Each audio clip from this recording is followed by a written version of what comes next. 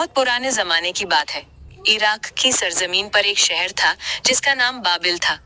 वहाँ के लोग अजीब तरह की अंधी परंपराओं में डूबे हुए थे। कोई सितारों को सजदा करता, कोई सूरज और चांद को अपना रब मानता, और ज्यादातर लोग पत्थर और लकड़ी की बनी मूर्तियों को पूजते। इन मूर्तियों के आगे चढ़ावे चढ़ाए जाते, उनसे दुआएं मांगी जाती, और यही समझा जाता कि यही हमें रोजी देंगे, हमें बचाएंगे। इसी शहर में अल्लाह ने एक बच्चे को पैदा किया, इब्राहिम अलैहिस्सलाम।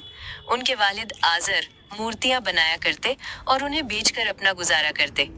घर में तरह तरह के बुत रखे रहते, लेकिन इब्राहिम अलैहिस्सलाम की फितरत बचपन से ही बिल्कुल पाक साफ थी। वो हैरत में पड़ जाते और सोचते, ये पत्थर के टुकड़े कैसे खुदा हो सकते हैं?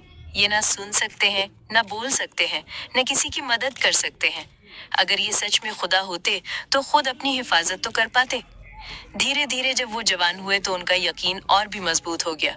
सबसे पहले उन्होंने अपने वालिद को समझाना शुरू किया और कहा, ऐ मेरे अब्बा जान, आप उन चीजों की इबादत क्यों करते हैं जो आपको कोई फायदा नहीं पहुंचा सकती? मेरे पास ऐसा इल्म आया है जो आपके पास नहीं है। आप मेरी बात मान लीजिए और सीधी राह पकड़ लीजिए। लेकिन उनके वालिद गुस्से में आ गए और बोले, अगर तूने हमारे देवताओं का बुरा कहा तो मैं तुझे मार डालूंगा, मेरे सामने से चला जा।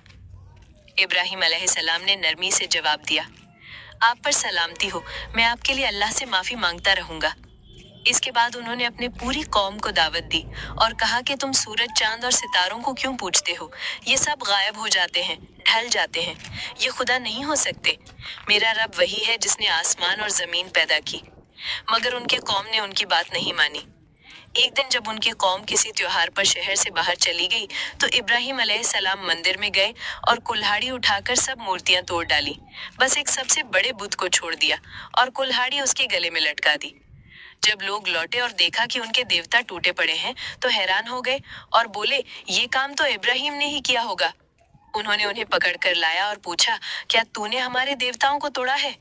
इब्राहिम अलैहिस्सलाम ने इशारा किया और कहा कि ये जो बड़ा बुत है उसी से पूछ लो, अगर ये बोल सकता है तो खुद बता देगा। लोग शर्मिंदा हो गए।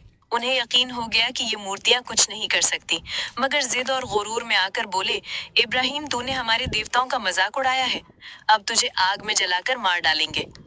उन्होंने बहुत बड़ा अलाव जलाया, इतनी बड़ी आग कि चिड़िया ऊपर से गुजरती तो जलकर गिर जाती। उन्होंने इब्राहिम अलैहिस्सलाम को रस्सियों से बांध दिया और एक बड़ी मुंजनिक से फेंकने का इंतजाम किया।